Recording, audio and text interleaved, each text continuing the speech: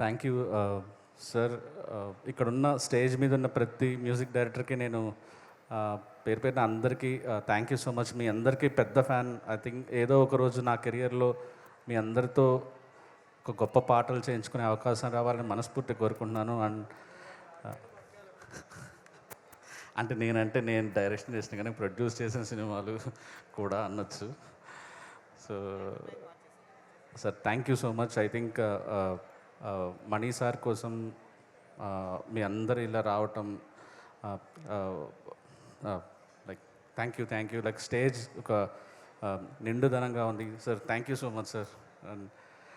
And ఈరోజు ఒకటి చెప్దామని క్లారిటీగా. సో నేను ఫస్ట్ టైం మణి శర్మ గారి ఇంటికి వెళ్ళినప్పుడు గేటు తెరుచుకొని లోపలికి వెళ్తే ఒక బెంజ్ కారు ఉన్నిందనమాట.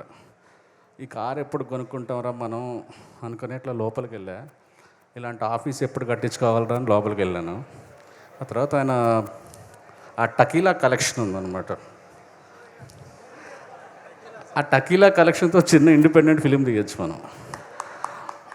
ఆయన నేను హార్మోనియం దుమ్ము దులుపుకుంటుంటే వీడు ఛాన్స్ ఇచ్చాడని చెప్పారు. అసలు అర్థం ఉందా సార్ అసలు దీంట్లో? అసలు ఎందుకు సార్ ఇలా చెప్తారు?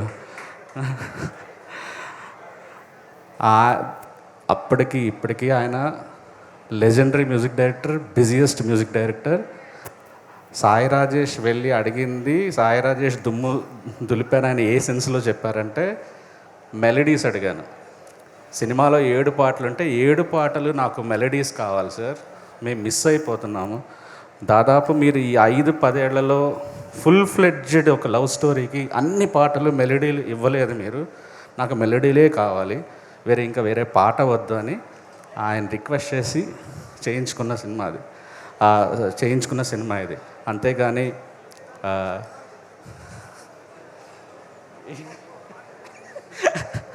సో నేను మాట్లాడంటే పొరపాటు ఆ రోజు మాట్లాడించిన దానికి చాలామంది దానికి రీల్స్ వేసి దాని వెనకాల బ్యాక్గ్రౌండ్ స్కోర్లు వేసి ఏవేవో పెట్టారు. అదంతా నిజం కాదు, నమ్మకండి అసలు. అండ్ ఈ పాట క్రెడిట్ మణి సార్తో పాటు ఇద్దరికి ఇవ్వాలి. ఒకటి అనంత్ శ్రీరామ్ అండ్ మా రవి, డైరెక్టర్ రవి. ఎందుకంటే ఈ సిచ్యువేషన్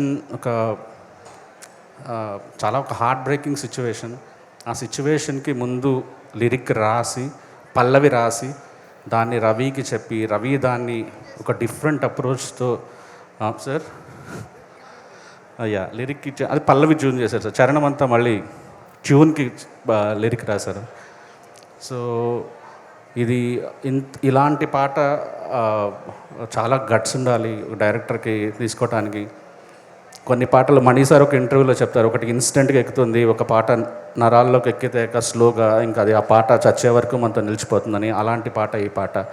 ఇది నాకు తెలుసు చాలా ఇన్స్టెంట్గా మీ బుర్రలోకి ఎక్కకపోవచ్చు, కానీ స్లో పాయిజన్ ఒక్కసారి ఎక్కిన తర్వాత మణి సార్ క్లాసిక్స్లో టాప్ సాంగ్గా ఉంటుంది ఇది.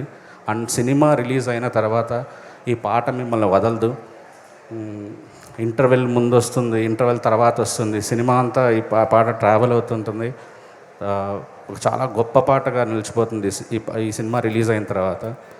అండ్ నాకు కిరణ్ గారి పెర్ఫార్మెన్స్ ఈ సాంగ్లో నేను చూస్తున్నప్పుడు, అంటే ఫుల్ సాంగ్ నేను చూపించలేకపోయాను అసలు. అంటే ఎక్కడ ఏ సర్ప్రైజింగ్ ఎలిమెంట్స్ మిస్ అయిపోతానని చాలా కంట్రోల్ చేసుకొని ఎటువంటి పరిస్థితుల్లో కిరణ్ బోరం గారి ఆయన పెర్ఫార్మెన్స్ రేంజ్ అనేది ఇప్పుడే చూపించొద్దు, సినిమా వచ్చిన వాళ్ళందరికీ అసలు ఒక గ్రేట్ ఎక్స్పీరియన్స్ ఇవ్వాలి అని చాలా కష్టపడి కట్ చేయాల్సి వచ్చింది ఈ సాంగ్ సార్. Thank you. ఈ సినిమా యాక్సెప్ట్ చేసినందుకు కాదు, ఈ పాత్రకి ఇంత గొప్ప ప్రాణం పోసినందుకు thank you so much sir.